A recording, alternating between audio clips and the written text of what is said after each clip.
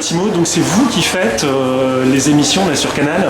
Qui fait ce que je qualifie de globe cooker, à savoir le globe cooker, d'accord. Voilà, l'alliance de la cuisine et le voyage. D'accord. Et donc à l'origine, vous avez une école de cuisine à Paris. Alors j'ai créé il y a un peu plus de 10 ans une petite école de cuisine qui s'appelle l'Atelier de Fred. Ouais.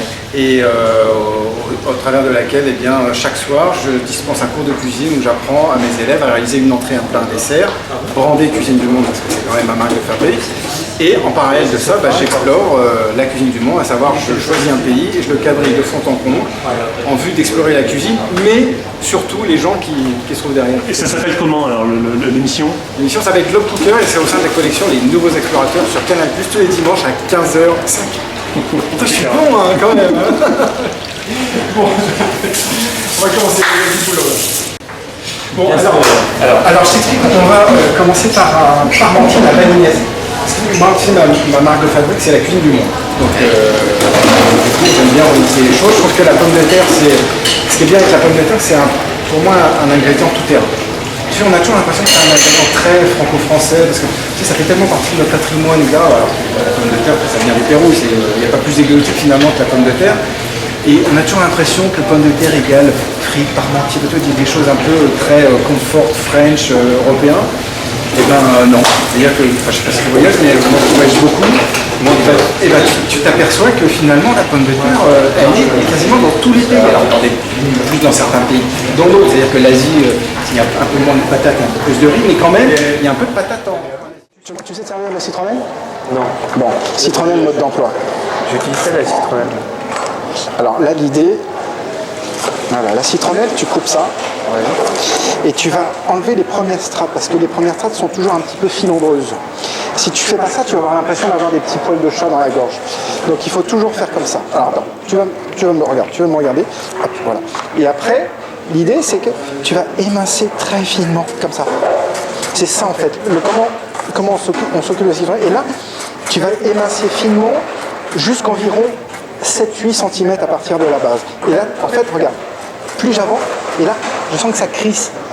Tu vois, il y a un bruit, et là, je vais arrêter. Ça, c'est ma citronnelle utile pour une tige comme ça. Tu vois, c'est pas beaucoup, hein, la citronnelle.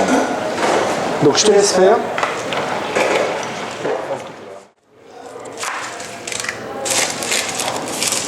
Et qu'est-ce que c'est, ça, Dino? C'est de l'échalote. Tu coupes en deux. Là, voilà. Tu la déshabilles. C'est joli, ça. Donc là et là. Pareil. Okay. Voilà. Écoute, hein, maintenant que tu maîtrises le bazar.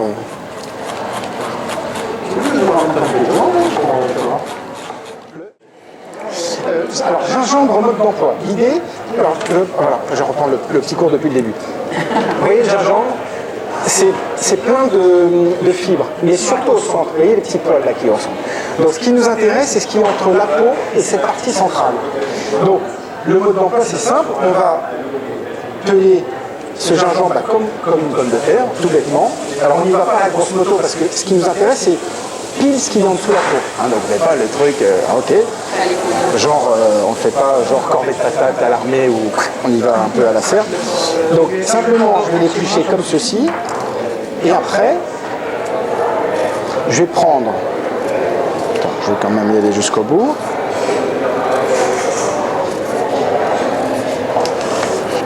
Après, je prends ma râpe.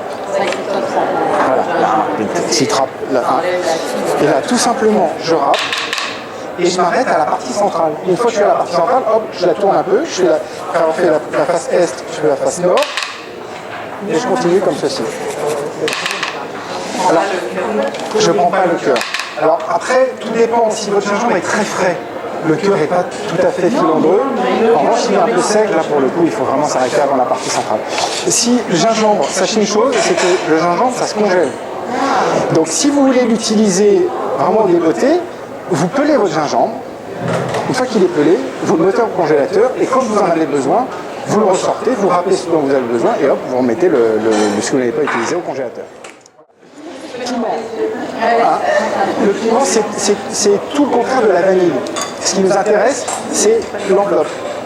Donc, je vais pas le faire, c'est toi qui... Donc j'enlève je coupe ça, je la fends en deux, je gratte les petites graines que je jette parce que c'est bourré de piment.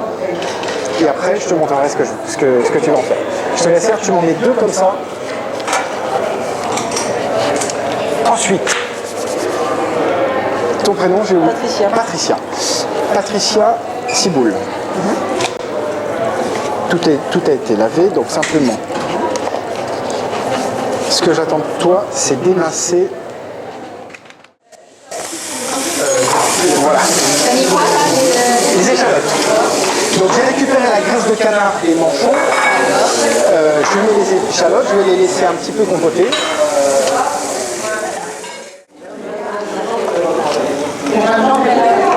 Alors allez, ensuite, attends, je vais attendre que ça... Ouais, on est bon là. Ensuite, ça c'est de la sauce aux huîtres. Ah, j'adore ça. Hein.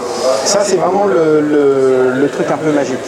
C'est-à-dire que ça t'apporte une petite pointe à la fois d'acidité, de sucré, de la matière, parce que c'est un peu sirupeux. Ça c'est magique. Donc on va en mettre l'équivalent de... Tu vois, on dirait une sorte de gros caramel, tu vois. Ah oui, si tu peux me laisser un petit peu le... Alors attends, non, on appuie. Attends, voilà. Là, et tu peux baisser. Voilà. Et là, tu peux baisser. Et là, je mets l'équivalent de 2 cuillères à soupe de sauce soja. Vas-y, je te laisse remuer. Super, très bien. Et là, on va mettre une liche. Oh là, alors là, il faut que je fasse gaffe. Parce que normalement, ça, c'est de l'huile de sésame. Ah oui. Alors, normalement, il y a un compte-goutte. Tu sais, c'est au compte-goutte. Et là, je vois qu'il y a ça. Alors, faites gaffe. Parce que là, si on en met un tout petit peu trop, c'est foutu. Ton plat est totalement flingué. Dernier moment. Tu sais, les herbes, en général, on les met toujours au dernier moment. Parce que si tu les fais cuire, les herbes, ça perd tout son goût, tu vois. Donc, et puis, l'idée, c'est aussi un peu de garder de verdure, tu vois. C'est aussi la green touch, tu vois. Et là, hop, zou. C'est parfait.